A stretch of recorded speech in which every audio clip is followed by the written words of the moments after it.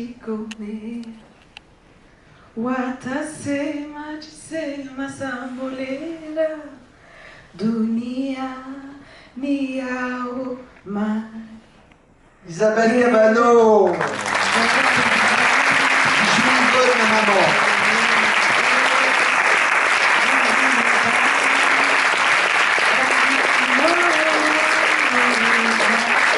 Merci. Eric m'a demandé de faire ça toute la tournée et j'ai choisi de le faire à Aix, dans sa ville, qu'il aime beaucoup, et surtout parce qu'il y a une personne chère dans la salle. Et je voulais le remercier pour ce film et de m'avoir choisi.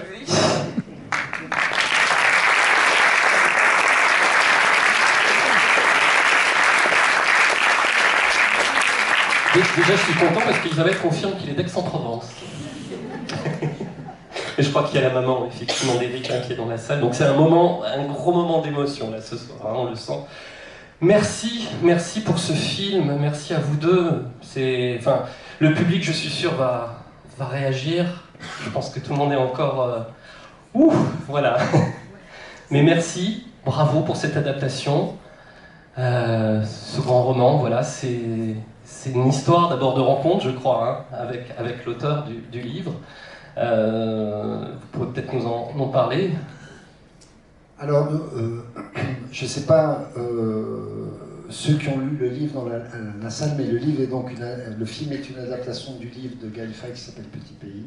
Donc il y a un livre qui a eu un très gros succès, puisqu'il y a un peu plus d'1 million de livres qui ont été vendus en France, qui est quand même colossal dans l'édition. Et à partir de là, en fait, il s'est passé un phénomène, c'est que moi j'ai lu le livre un petit peu parce que tout le monde lisait le livre.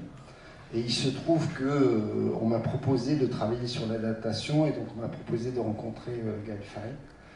Et c'est vrai que c'était très compliqué pour moi dans un premier temps d'aller vers Gaël, dans la mesure où je ne connaissais absolument rien, ni du Burundi, ni du Rwanda. Donc je ne connaissais pas son pays d'enfance, je connaissais des choses parce que j'avais lu, mais c'était des pays où je n'étais jamais allé, je ne connaissais pas la culture, je ne connaissais pas les gens, donc c'était compliqué. Par contre, il y avait une chose qui me tenait dans le roman, c'est que je trouvais que la force du livre était vraiment l'histoire d'un enfant qui assiste à la séparation de ses parents. Et pour moi, c'était la ligne de force dramatique de l'histoire, si jamais je devais en faire un film. C'est-à-dire, c'est un enfant qui souffre de la séparation de ses parents, qui ne la comprend pas, d'autant que cette séparation est une séparation compliquée, puisque c'est une séparation entre un Français qui est blanc et une Rwandaise qui est une réfugiée au Burundi.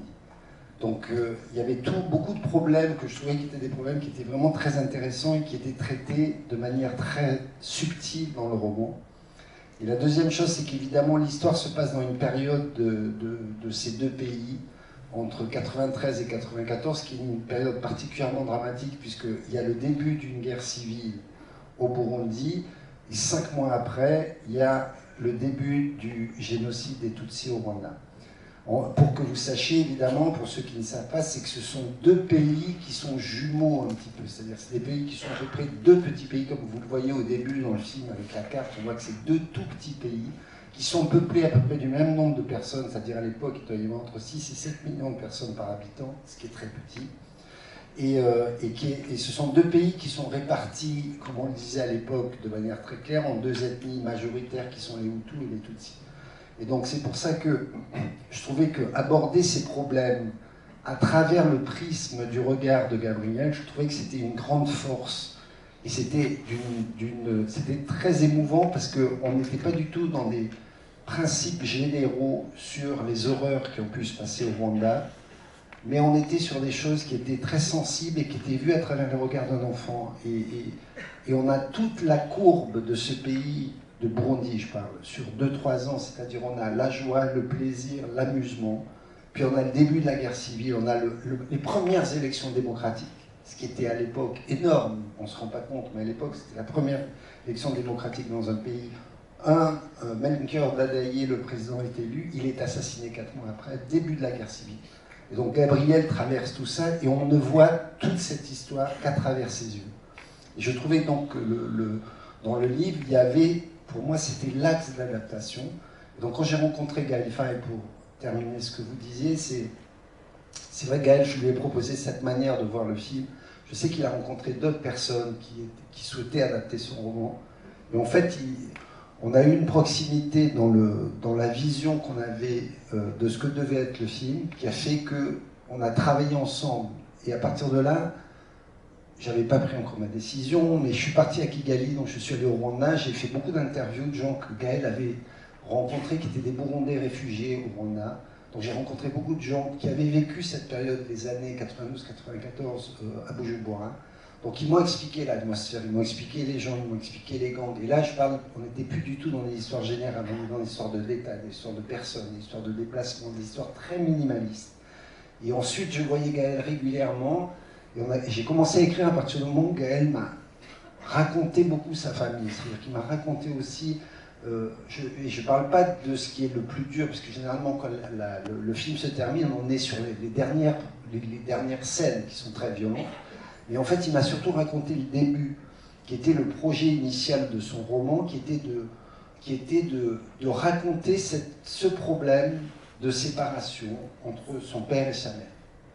Et c'est agrégé sur cette histoire les deux grandes violences de ces deux pays, le Burundi et le Rwanda. Et donc c'est en fait en parlant avec lui que petit à petit je me suis dit que je pense que je pourrais arriver à adapter son roman. Et on a travaillé ensemble, donc il a lu toutes les versions du scénario, il est venu 3 semaines, je crois, 3 semaines sur le tournage, et ensuite il a vu tous les montages, et donc on a beaucoup parlé, on a beaucoup appris, c'est quelqu'un qui m'est devenu très cher, ce qui n'est pas évident, parce que des fois des écrivains vous donnent le livre et puis ils se mêlent de rien, mais en fait on a eu une vraie, en tout cas ça a été vraiment un travail qu'on a fait en main dans la main, je dirais, sur le film. Et je crois qu'il était ému à l'arrivée, à la projection qu'il a vue, parce qu'il a retrouvé des souvenirs de son enfance. Et je ne parle toujours pareil, pas que de la violence, il a retrouvé aussi un certain bonheur qu'il a perdu, qui est quand même aussi la moitié du livre, c'est-à-dire l'histoire de ce paradis qu'il perd, qui disparaît brutalement en 93. Et donc il y avait toutes ces scènes qu'il a revécues, qu'il a revues, plus les scènes de violence auxquelles il a assisté, où il s'est rendu compte à quel point, il m'a dit, mais je me rendais pas compte à quel point mon roman était violent. Et donc voilà, pour vous faire le chemin un petit peu de l'adaptation du roman au cinéma, ça s'est passé à peu près comme ça.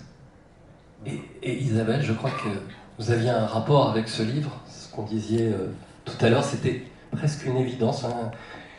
Bizarrerie de la vie, quoi, j'ai presque envie de dire, non? Oui, c'est une bizarrerie de la vie, parce que j'aurais jamais pensé, après ma lecture 2 ans plus tôt, que ce livre serait adapté au cinéma. Et de surcroît que j'aurais le rôle de cette grande femme. Et donc c'était une surprise, et une belle surprise. Une surprise qui n'avait pas... il n'y avait pas seulement que de la joie, il y avait beaucoup de peur, parce que vous avez vu ce qu'elle est, cette femme. C'est une femme joyeuse, c'est un ascenseur émotionnel. C'est ce qu'il y a de beau sur cette femme, c'est qu'elle s'amuse. Et dans ce pays, à Bujumbura, c'est un pays que j'ai connu. Et quand il parle, et cette chanson Sambolela, mais vrai, ça je l'avais jamais dit, je vais le dire aujourd'hui. Sambolela est une chanson dans la scène, ça m'a rappelé un voyage qu'on a fait avec mes parents. Nous on habitait au Congo, je suis née à Bujumbura, mais mes parents se sont exilés, sont exilés à Bujumbura, puis on est allé au Congo, au Zaïre, dans le temps. Et une fois il nous a pris, et on avait une Volkswagen, on a fait Kigali, Goma, Kigali, Bujumbura. On a fait la route comme ça. Et cette scène me rappelait, quand je l'ai vue dans le film, ça m'a rappelé ce voyage avec mes parents pour aller à Bujumbura. Là où, quand on nous disait qu'on allait à Bujumbura, c'était juste la fête, parce qu'on faisait la fête, et j'y allais pour voir ma marraine très souvent. C'était une ville où on faisait la fête, où c'était une ville de repos, c'était une ville où il fallait faire les vacances. Et donc, c'était une grosse surprise et aussi une fierté de jouer cette femme. C'était presque une évidence pour vous, c'est ce que vous me disiez, après avoir lu le livre, après vous vous sentiez très proche de cette femme. J'étais très proche de cette femme, je me sentais très proche de tous ceux qui sont dans ce bouquin, parce que je les connais, c'est une vie que je connais, ses enfants, c'était mon enfance, lui il volait les mangues, nous on volait des goyaves, et c'était dans une maison de Belges d'ailleurs. Et le vélo, c'était un de mes potes, à son anniversaire, on lui a emmené un BMX, Et nous, on ne savait pas encore rouler, on a dû apprendre à rouler pour qu'on roule sur ce vélo. Et c'était toute une enfance que je revivais, et aussi une vie d'adulte que j'ai malheureusement vécue aussi, que j'ai vue. J'ai vu des Yvonne autour de moi, et ces Yvonne existent encore au Rwanda. Et cette Yvonne élégante qui fait la fête, et c'est une Yvonne que je connais aussi, et c'est un Bujumbura que je connais et que je n'ai plus non plus. Merci pour cette interprétation sublimissime. Enfin, je suis sûr que le public va réagir.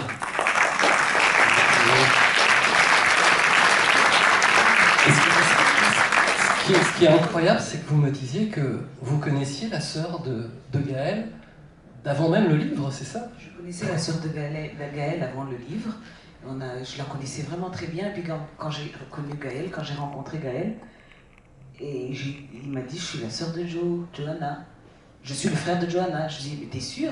Puis je dis, mais oui, c'est vrai, c'est Faye. Et puis voilà, je dis, c'est drôle, je connais ta sœur et toi, non, voilà. La vie est incroyable. Oui, elle est incroyable. Et vous aviez fait une lecture, je crois aussi. Ça, je trouvais que c'était assez... Oui, pour sortir de Yvonne, qui était en moi et qui est d'ailleurs revenue depuis que je fais cette tournée. Finalement, je crois qu'elle n'est jamais sortie de moi. Elle est restée en moi. Et j'ai essayé de faire une petite séance d'exorcisme.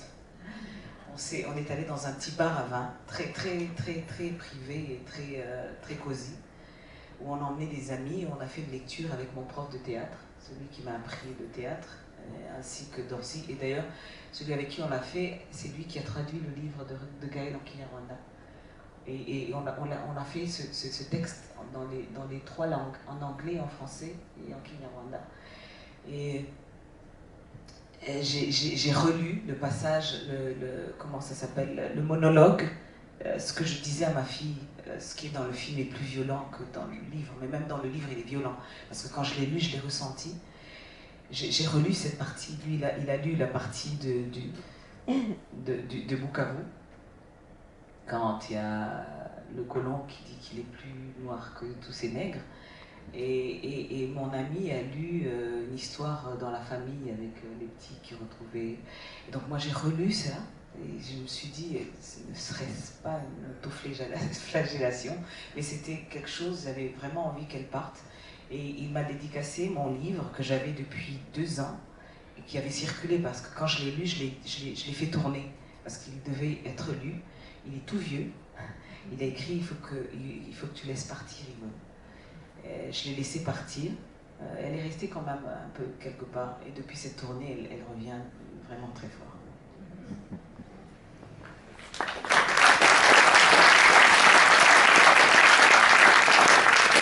Alors, le public, c'est à vous, si vous vous sentez.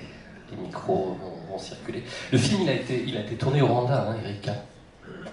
Oui, donc le film a été tourné au Rwanda. En fait, on souhaitait tourner le film au Burundi, mais il y a une situation politique qui est très compliquée actuellement, et donc c'était impossible pour nous de retourner près du Tanganyika, là où Gaël avait vécu.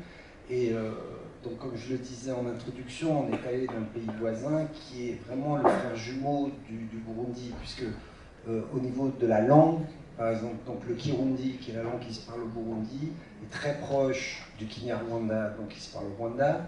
Le français qui se parlait au Burundi à l'époque, maintenant qui se parle moins, et le français qui se parlait au Rwanda, c'était 2 peuples qui parlaient aussi français, qui étaient francophones aussi en dehors de leur langue d'origine.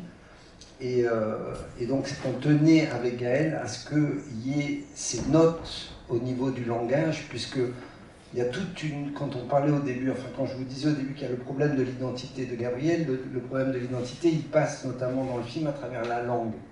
C'est-à-dire qu'on voit bien qu'Yvonne, au début, elle dit, sa mère lui dit, mais pourquoi tu n'apprends pas la langue, le Kinyarwanda à tes enfants, c'est les Rwandais.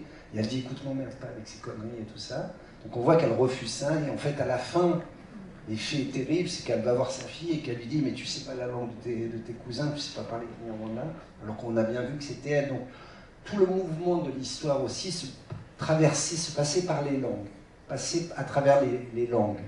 Le langage. Et donc c'était important pour nous de recréer des situations dans des pays où au niveau de la langue, on retrouvait des similitudes avec le roman. Et vous-même, vous parlez cette langue maintenant, je crois. Exactement, je parle couramment kinyarwanda. Elle rigole, mais Je parle couramment, vraiment. J'ai une question, monsieur. Oui, enfin j'en ai plutôt deux en fait, mais peut-être qu'elles sont liées. Peut-être que ça va vous mettre mal à l'aise, mais en fait le métier de réalisateur me fascine. Et je me demande, quand on doit adapter un film comme ça, qui est quand même un film fait sur des troubles, des problèmes qu'on a eus, et que vous n'avez pas eu, enfin vous l'avez dit, vous n'avez pas connu ce divorce, vous n'avez pas connu la guerre. Est-ce que vous, en tant que réalisateur, est-ce que vous avez tendance à plutôt prendre les faits comme ça et en faire presque une force, d'être un point de vue extérieur et de ne pas pouvoir y mettre trop de sentiments? Ou alors est-ce que c'est plutôt, est-ce que vous devez trouver des similitudes dans votre vie pour pouvoir adapter? Enfin, peut-être que la question vous met mal à l'aise, peut-être que... Non, pas du tout, pas du tout. Non, ça veut dire que c'est un travail qui est... la difficulté, c'est de s'imprégner de quelque chose. Mon travail, c'est un travail d'artiste, donc de comment transformer une forme qui est une forme littéraire dans une forme de cinéma. Cette transformation, elle passe par obligatoirement une connaissance des gens, du pays, de la langue et de beaucoup de choses. Donc mon travail, c'est aussi d'aller vers cette culture, de la comprendre, de travailler avec des gens qui sont autour de moi, qui sont des gens qui vont me guider et m'aider, et de travailler surtout, de donner la parole aux gens qui sont dans cette histoire. Donc par exemple, quand vous prenez le film, vous avez 95% des acteurs qui ne sont pas des acteurs professionnels.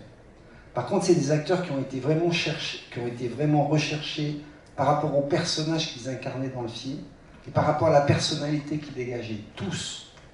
Et donc ça, c'est mon travail.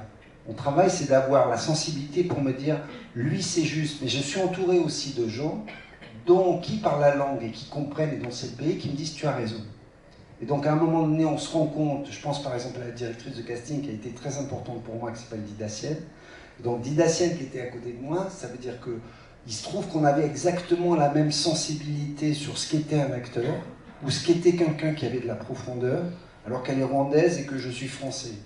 Et ça veut dire que quand elle m'envoie les vidéos de Isabelle, je savais qu'Isabelle était l'actrice pour la mère avant que je voie d'autres actrices. Et j'en ai vu très peu, j'ai vu 4 personnes en tout. Et dès le début, je dis à Dida, mais c'est Yvonne. Et elle me dit, attends, mais c'est Yvonne. Et je sais que c'est elle, parce que j'ai pas besoin de comprendre la langue pour voir ce qui se joue dans la force de l'évocation et la force de ce que les gens transmettent. Parce que la force du roman de Gaël Faye, c'est pas que c'est un roman rwandais ou burundo-français. C'est pas ça. La force, c'est que c'est un roman universel. Donc ça veut dire que c'est un roman où il prend un cas particulier qui va grossir pour qu'à un moment donné, cette histoire... Pourquoi le livre s'est vendu à 1 million de personnes ici? Est-ce que vous pensez qu'il y a 1 million de métis qui ont acheté le livre ici? Non. C'est des gens qui ont aimé l'histoire, de Gabriel, qui ont compris quelque chose aussi, sur des gens qui habitent ici, qui viennent ici, qui sont métis, qui viennent de loin, et on ne comprend pas leur histoire. Ces gens qui comprennent que le divorce, vous me dites que j'ai pas vécu de divorce, d'abord vous ne le savez pas. Non, vous n'avez pas vécu son divorce, c'est ça que je voulais dire. Comment j'ai pas vécu? Vous n'êtes son divorce à lui, enfin... Ah bah oui, ça c'est sûr, mais quand je fais un film, je vis rarement. Quand je fais un film sur Romain Gary qui a vécu en 1930, j'ai pas vécu en 1930, donc il faut que j'arrête tout. Dans ce cas-là, j'arrête, si vous voulez. S'il faut que je vive en 1930 pour faire un film en 1930, et un film préhistorique, il faut que je vive la préhistoire, je suis cuit. J'arrête mon boulot direct, c'est fini. Donc ça veut dire, je plaisante, mais là où vous avez raison, par contre, parce que là j'ironise, mais là où vous avez raison, c'est qu'à un moment donné, je dois appréhender le problème. Ça veut dire que c'est quelque chose qui fait partie, je dois redonner cette histoire aux gens. Et les gens s'en emparent de cette histoire. Mon travail, c'est de faire en sorte que les gens donnent leur histoire et la livrent. Alors, je vous prends un exemple, par exemple, l'histoire de la grand-mère qui raconte le génocide des Tutsis au Rwanda, qui s'appelle Tatiana, qui est la grand-mère, qui raconte. Pour moi, c'est une scène qui me bouleverse. Elle dit un texte qu'elle a appris. Cette femme a vécu des choses qu'on ne peut pas raconter. Tellement c'est compliqué, douloureux et c'est horrible. Cette femme, quand elle accepte de jouer dans le film, d'abord elle est très intelligente et elle comprend très bien où est l'enjeu de l'histoire. Même si rien n'est énoncé, moi je ne fais pas de théorie, hein. Mais ça veut dire qu'à un moment donné, elle sait très bien qu'elle va dire une parole et que cette parole, on va l'entendre. Et le message qu'elle donne, c'est ce qu'elle a vu, ce qu'elle a vécu. Et ça passe à travers l'histoire du film. Et ce qui est important, c'est que cette histoire-là, elle soit communiquée au plus grand nombre. Et mon travail, c'est que ça soit bien communiqué. Et donc, je n'ai pas la nécessité d'avoir vécu cette histoire pour la retranscrire. Par contre, mon travail, c'est de m'entourer des gens qui sont justes et qui réfléchissent bien à cette histoire pour pouvoir la raconter au mieux et au plus près. Et c'est pour ça qu'au début, par exemple, ce que je raconte, c'est que le travail avec Gaël Faye est très important. Ça veut dire de rester à côté de Gaël et de comprendre tout. Mais quand je dis comprendre tout, là on parle de choses plus graves. Mais par exemple, Gaël me raconte la séparation de ses parents. Et il me dit comment ça se passe. Et moi, je sais que dans l'histoire de la séparation des parents de Gaël Faye, il n'y a pas que l'histoire d'une séparation. C'est qu'il y a la séparation aussi d'un blanc et d'une noire. Et que c'est compliqué. Et que Gabriel, quand il voit ça, c'est compliqué. Quand il entend sa mère qui dit ouais, son père, il voit noir et moi je le vois blanc, c'est compliqué. Quand Gabriel, il entend le père qui dit à sa femme ouais, mais toi, de toute façon, si tu savais, tu veux que je te dise combien il y a d'Africaines qui voudraient être à ta place, pour l'enfant, c'est compliqué. Donc il sent que derrière ce couple, il y a quelque chose qui sont des enjeux racistes, souterrains, qui sont inconscients et qui sont complexes. Et c'est ça mon travail. C'est ça qu'il faut que je raconte. C'est ça qu'il y a dans le livre de Gaël. Et donc c'est ça, là où je dois être honnête avec ce que je dois raconter. Et je n'ai pas besoin de vivre des choses pour les comprendre, les analyser, savoir les filmer. Par contre, il y a une sensibilité par rapport aux gens qui doivent raconter cette histoire.